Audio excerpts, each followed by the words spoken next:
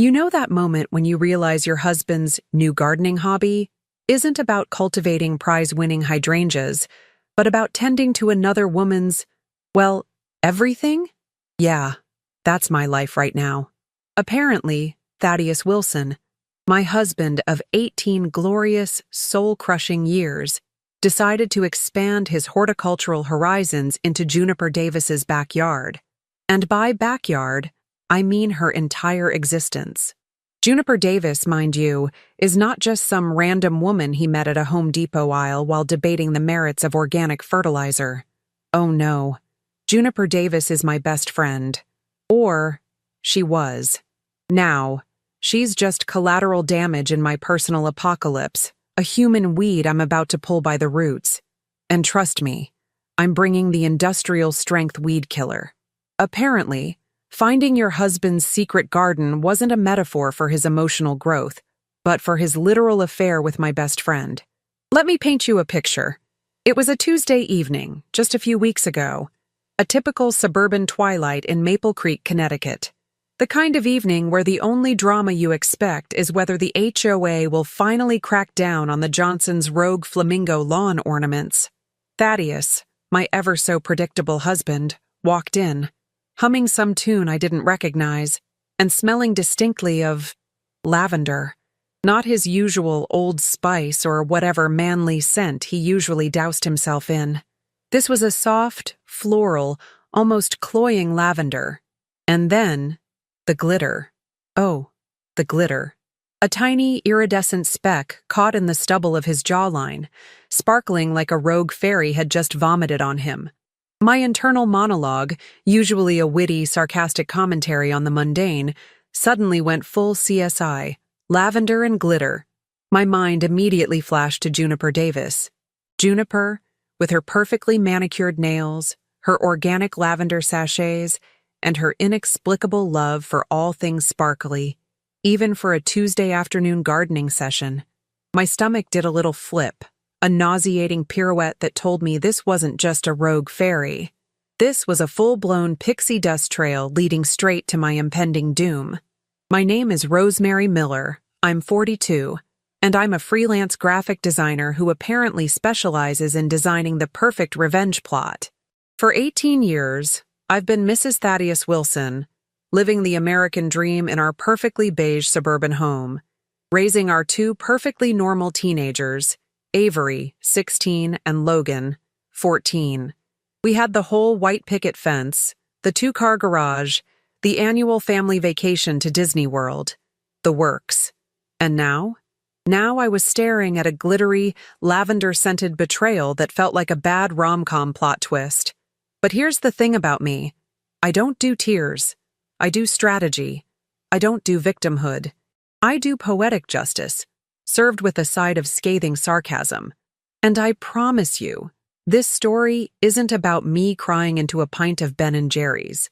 It's about me orchestrating a symphony of chaos, a public unmasking so deliciously humiliating, it would make a reality TV producer weep with joy. The question wasn't if I would expose them, but how. And oh, did I have a plan. A plan so devious, so perfectly American in its suburban brutality, it deserved its own Netflix special. The first thought, after the initial wave of nausea, was, is this a joke? Am I being punked? But the glitter wasn't going anywhere, and the lavender scent clung to him like a cheap suit. I did what any self-respecting woman in my position would do. I went full-on detective mode. No, I didn't hire a private investigator. I had something better, a lifetime of knowing Thaddeus's predictable habits and Juniper's even more predictable ones. Plus, I had access to their shared Google Calendar, which, bless their cheating hearts, they hadn't bothered to make private. Turns out, Thaddeus's late-night client calls often coincided with Juniper's yoga retreats, or Cyrus's, her husband's, history club meetings. The puzzle pieces, once scattered and seemingly unrelated, were now fitting together with the terrifying precision of a perfectly designed infographic. And the picture they painted? A masterpiece of marital infidelity, framed by my supposed best friend's prize-winning petunias. My next step? Confirming the details.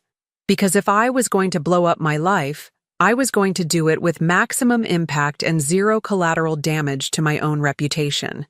This wasn't just about revenge. It was about reclaiming my narrative. And trust me, the narrative was about to get spicy. The next few days were a blur of calculated casualness. "Oh, Thaddeus, you smell so fresh," I'd say, inhaling deeply, a subtle smirk playing on my lips. He'd just grunt, oblivious, probably thinking I was finally appreciating his newfound commitment to personal hygiene. Meanwhile, I was cross-referencing his late meetings with Juniper's sudden errands. It was all there, laid out like a suburban treasure map, except the treasure was a giant, steaming pile of betrayal. They were meeting at the Oak and Ivy Bistro, a quaint, slightly overpriced spot downtown, known for its artisanal cheese boards and discreet booths. How utterly cliché. I almost rolled my eyes so hard they'd get stuck. The thought of them, whispering sweet nothings over a charcuterie platter, while I was at home, making sure Avery finished her calculus homework and Logan didn't set the kitchen on fire with his science experiments, was enough to make me want to buy a flamethrower. But that wasn't my style. My style was surgical precision. My style was making them regret every single lavender-scented, glitter-dusted moment. I remembered a conversation with Juniper just last week. She was complaining about Cyrus, her sweet, oblivious history teacher husband, being so boring and always grading papers. She even mentioned how she just needed a little excitement. "Oh, honey, you're about to get a whole damn fireworks display." I also remembered how she'd always been a little competitive, always trying to one-up me, whether it was her perfectly manicured lawn or her perfectly curated Instagram feed. This wasn't just about Thaddeus. This was about Juniper, the woman who'd shared my deepest secrets, my triumphs, my failures, now sharing my husband's bed. The audacity, the sheer, unadulterated audacity. My blood wasn't boiling. It was chilling, crystallizing into a perfectly sharp shard of ice, ready to pierce through their little love bubble. I spent hours on my laptop, not designing logos, but designing their downfall. I meticulously checked their schedules, cross-referencing their alone time with Cyrus's known commitments. Cyrus, bless his naive heart, was a creature of habit. Every Friday evening, he had his Ancient Civilizations movie night with his fellow history buffs at the community center. This was my golden ticket. This was the window. This was the moment I would turn their secret rendezvous into a public spectacle. Because if you're going to be a hot mess in the suburbs, you might as well make it a train wreck for everyone to see. I wasn't just going to spill the tea, I was going to throw the entire teapot, scalding hot, directly into their faces. And I was going to enjoy every single drop. The stage was set. The players were unknowingly in position. And I, Rosemary Miller, was about to direct the most dramatic, darkly comedic play of their lives. The days leading up to D-Day, or as I affectionately called it, Doomsday for the Davises and Wilsons, were a masterclass in passive-aggressive performance art. Thaddeus, still radiating that faint lavender aura, would occasionally ask, "Everything all right, honey? You seem thoughtful." Thoughtful? Oh, I was thoughtful, all right. I was thoughtfully plotting the complete demolition of his carefully constructed double life. I'd just smile, a little too sweetly, and say, "Just thinking about how much I appreciate you, darling. You're such a pillar of our community." He'd puff out his chest, completely missing the subtext that he was about to become a pillar of shame. Juniper, on the other hand, was a different beast. She'd call, chirpy as ever, asking if I wanted to grab a Starbucks. "Oh, Rosemary, I just love our little coffee dates. You're such a good listener." And I was listening to her complain about Cyrus, about her empty nest syndrome. Avery and Logan were still firmly nested, thank you very much, and about how she felt unseen. Unseen? Honey, you're about to be seen by everyone within a 5-mile radius, including your unsuspecting husband. I'd nod, sip my iced latte, and offer vague, supportive platitudes like, "Oh, Juniper, you're a force of nature." Internally, I was picturing her as a force of nature about to be hit by a Category 5 hurricane. It was giving schadenfreude. The microaggressions, once subtle, now felt like neon signs flashing cheater every time they spoke. Thaddeus would complain about my lack of spontaneity. Juniper would lament how some marriages just lose their spark. I'd just nod, a serene smile plastered on my face, knowing that their spark was about to ignite a dumpster fire of epic proportions. I even started leaving little clues around the house, just to see if Thaddeus would notice. A single, forgotten lavender sachet on his nightstand. A small, almost invisible sprinkle of glitter on his favorite armchair. He didn't. Not a single flicker of recognition. Men, bless their oblivious hearts. It was almost comical, his utter blindness to the impending train wreck. My children, Avery and Logan, were, thankfully, oblivious to the marital melodrama unfolding around them. Avery was consumed by her TikTok dances and college applications, while Logan was deep into his latest video game obsession. Their innocence was a shield, protecting them from the toxic cloud of betrayal that hung over our house. And that, more than anything, fueled my resolve. This wasn't just about me.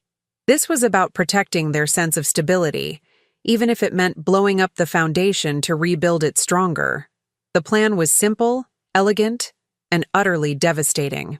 I picked a Friday evening, the 22nd of August, the Oak and Ivy Bistro, 7 p.m. Their usual time, their usual table, according to my meticulous research. I then called Cyrus Johnson, Juniper's husband. Cyrus, darling, it's Rosemary.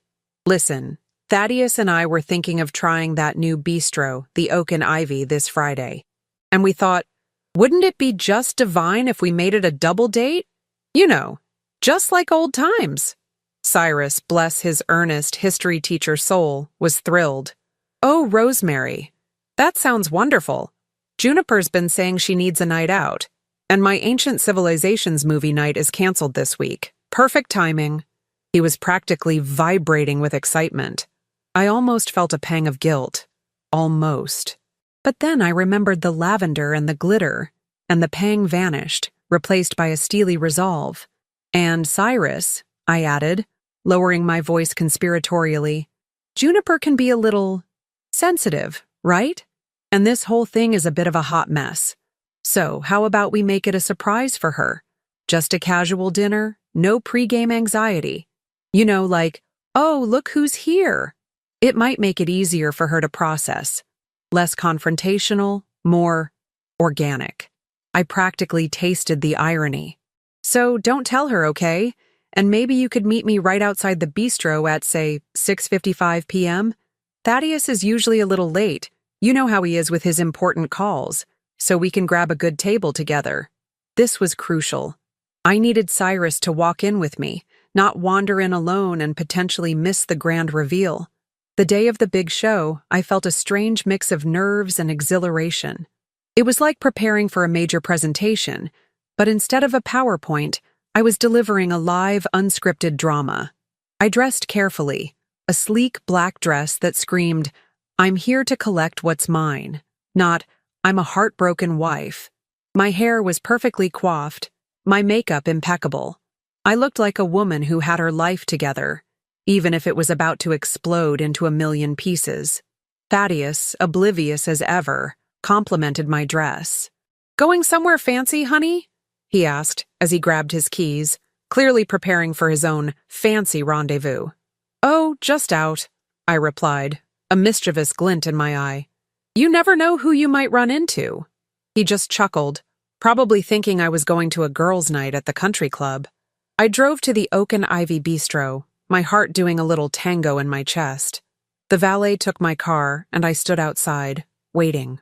The evening air was crisp.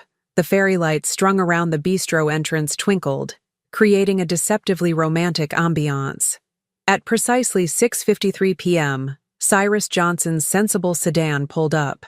He looked genuinely happy, a rare sight for a man who spent his days dissecting ancient empires.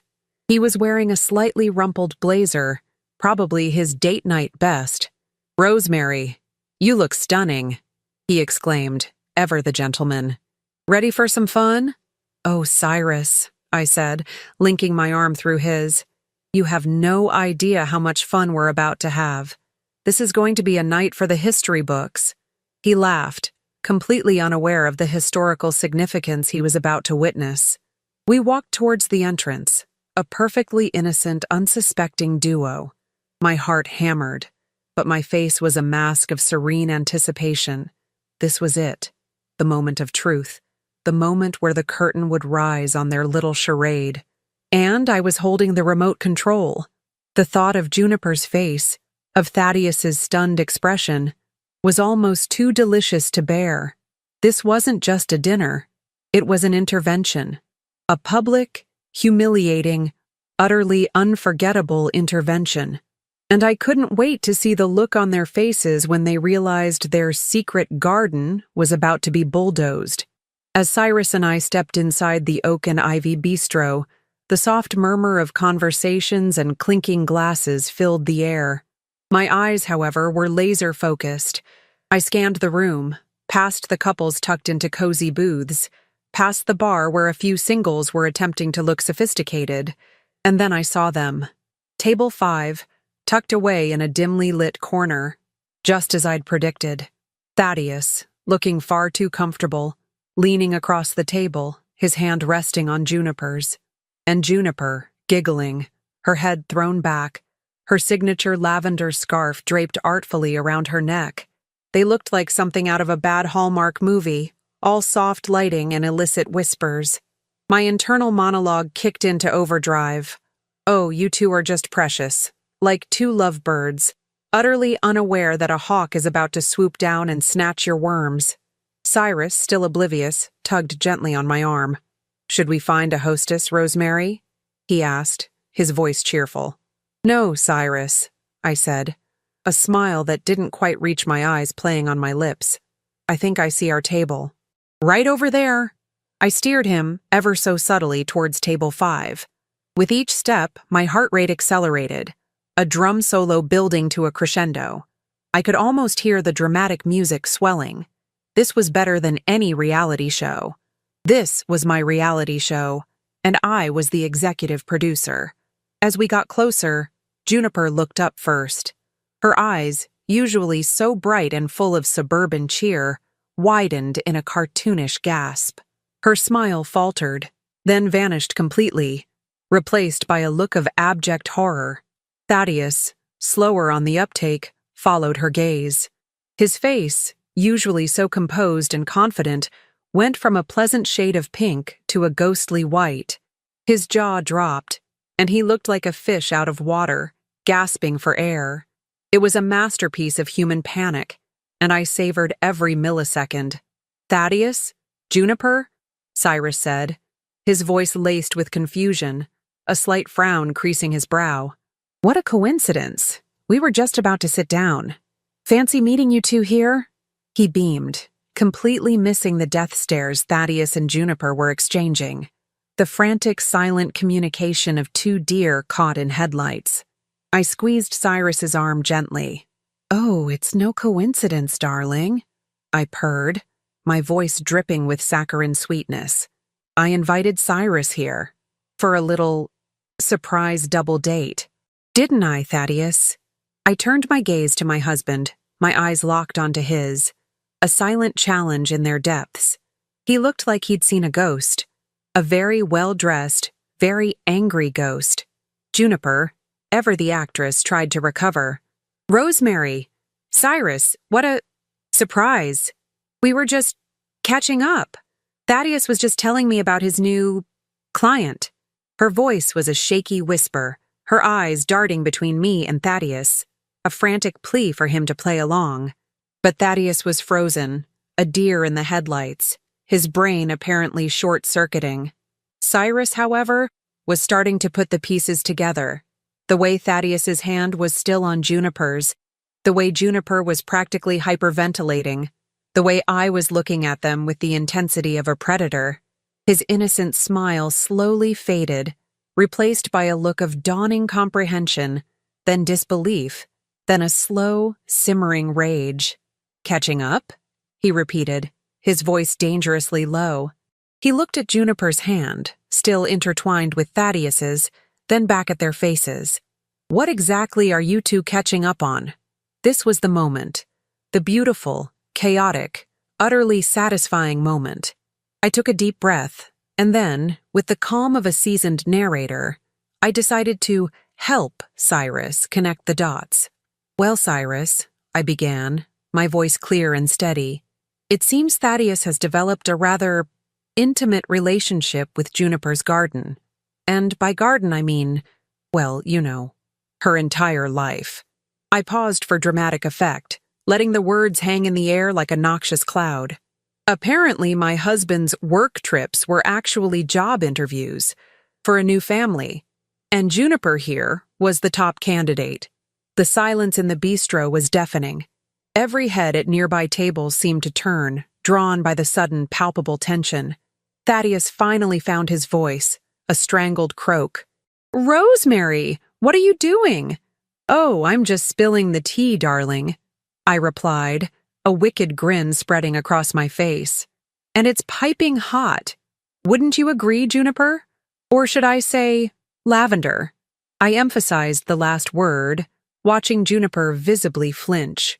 The glitter on Thaddeus's collar, which I had subtly flicked onto him earlier, seemed to shimmer in the dim light, a tiny, incriminating beacon.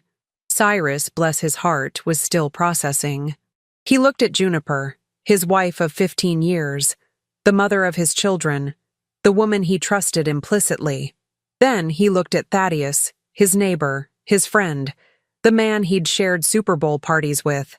And then, the dam broke. His face, usually so gentle, contorted into a mask of pure fury. "Juniper? Is this true? Are you sleeping with Thaddeus?" Juniper burst into tears. A pathetic, theatrical display. "Cyrus, no! It's not what it looks like! Rosemary's exaggerating!" "Exaggerating?" I scoffed, a single perfectly manicured eyebrow arching. "Oh, honey, I'm just getting started. Shall I pull up the Google Calendar invites for your yoga retreats that coincided with Thaddeus's late client meetings? Or perhaps the credit card statements for the business dinners at this very bistro? Or maybe we can talk about the lavender perfume and the glitter he's been bringing home? Because, let me tell you, my dear husband doesn't usually smell like a Yankee Candle factory exploded on him." Cyrus, now fully enraged, stood up, knocking his chair over with a loud clatter. You cheated on me? With him?" He pointed a trembling finger at Thaddeus, who was now shrinking in his seat, looking utterly pathetic. This was the beautiful chaos I had envisioned. The absolute, unadulterated public humiliation. It was better than I could have ever planned. And the best part? I hadn't raised my voice. I hadn't shed a single tear. I was just a calm, composed woman, narrating the absurd downfall of two utterly foolish people. The show had just begun, and the audience, both planned and accidental, was captivated. This was the kind of drama that would be talked about at every PTA meeting and country club brunch for years to come. And I, Rosemary Miller, was the star. The bistro erupted. Cyrus, a man usually as mild-mannered as a librarian, transformed into a raging bull. "You snake!"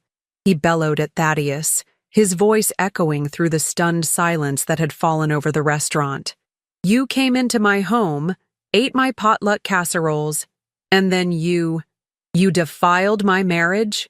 He lunged across the table, grabbing Thaddeus by the lapels of his expensive suit.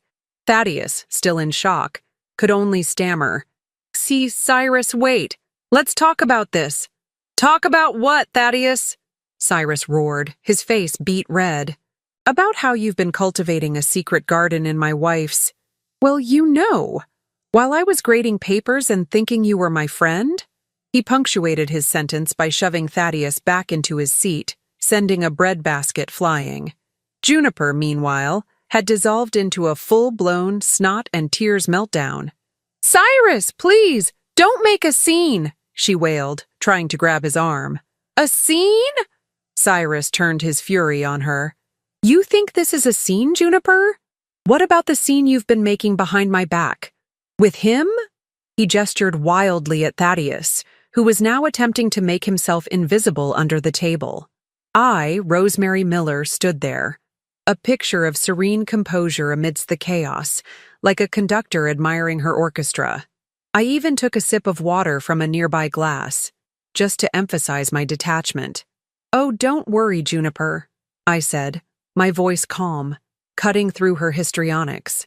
The scene is just getting started. I believe there's a waiter heading our way. Perhaps he can bring us some popcorn? A waiter, indeed, was hurrying towards us, looking utterly bewildered. Other diners were openly staring, some with their phones out, probably live-streaming the suburban drama. This was better than any episode of Real Housewives of Maple Creek. Cyrus, in a fit of pure, unadulterated rage, picked up his glass of water and, with a swift, decisive motion, splashed it directly into Juniper's face. You disgust me, he spat, droplets of water clinging to her mascara-streaked cheeks. Juniper gasped, sputtering. My hair! Cyrus, you just ruined my blowout! I almost clapped. Her priorities, even in the face of utter marital destruction, were perfectly aligned with her superficial existence. Oh, honey, I chimed in. I think your marriage is a little more ruined than your blowout. Just a thought. Thaddeus, finally finding some semblance of self-preservation, scrambled out of his seat. Rosemary, we need to go home. Now. He tried to grab my arm, but I elegantly sidestepped him. Oh no, darling, I said, my voice sweet but firm. My home is no longer your safe haven. And this little performance? It's far from over. Cyrus, I believe you have some questions for your wife. And Thaddeus, I believe you have some explaining to do. To everyone.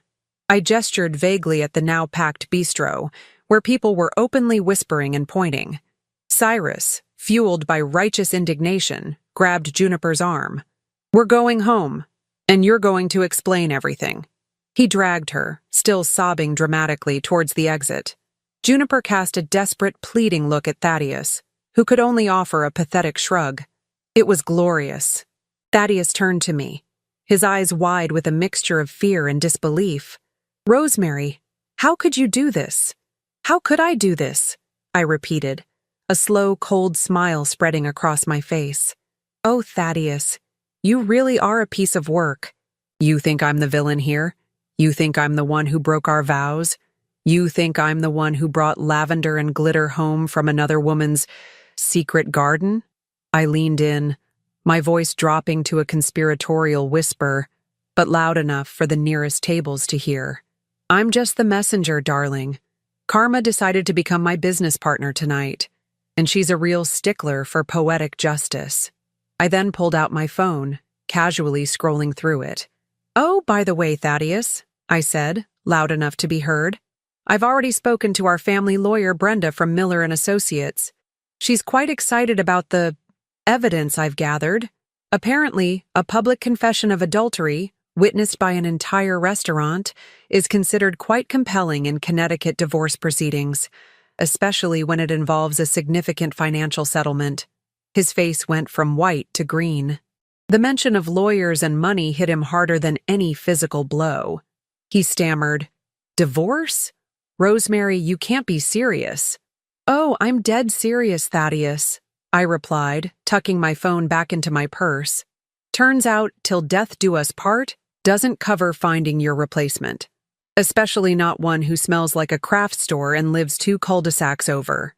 Enjoy your artisanal cheese board, darling. You'll be paying for it with alimony. I turned on my heel, leaving him standing there, a solitary figure of pathetic despair, surrounded by the wreckage of his exposed affair. As I walked towards the exit, a few diners gave me sympathetic nods, some even a discreet thumbs up. I felt a surge of triumph, a wave of vindication so powerful it almost made me dizzy. This wasn't just revenge. It was a reclamation, a reclaiming of my dignity, my self-worth, and my future. And it felt absolutely, deliciously, perfectly, American. The Oak and Ivy Bistro would never be the same, and neither would Thaddeus Wilson. The fallout from Bistrogate, as it was quickly dubbed by the Maple Creek gossip mill, was everything I had hoped for, and more. Thaddeus, the once confident sales executive, found his reputation in tatters. His company, a tech firm that prided itself on family values, quietly restructured his position. Turns out, being publicly outed as a philanderer isn't great for closing big deals. He moved into a sad little apartment downtown, a far cry from our spacious suburban home, and spent his days trying to salvage his career and his dignity, neither of which seemed very salvageable. He looked like a deflated balloon, all the hot air gone. Juniper Davis, the queen of the perfectly manicured lawn, found her social life completely uprooted. Cyrus, surprisingly, filed for divorce the very next day, citing irreconcilable differences leading to public humiliation.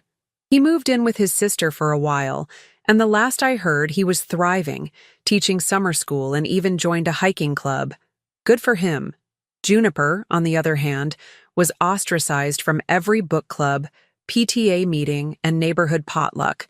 Her lavender-scented, glitter-dusted reputation preceded her. The perfect facade she had so painstakingly built crumbled faster than a stale cookie. She tried to apologize to me, of course. A tearful, rambling phone call where she blamed midlife crisis and feeling lonely. I just listened, politely, then said, "Oh, honey, I'm not a therapist. I'm just the woman who exposed your dirty laundry in public. Good luck with that." And then I hung up. Period. As for me, Rosemary Miller, life became lighter. The heavy weight of a dying marriage, the subtle gaslighting, the feeling of being invisible in my own home, it all lifted. Our house, once a silent testament to a crumbling facade, now felt like a sanctuary. Avery and Logan, after the initial shock and a few uncomfortable conversations, surprisingly adapted well. They saw their mom, not as a victim, but as a strong, intelligent woman who took control of her narrative.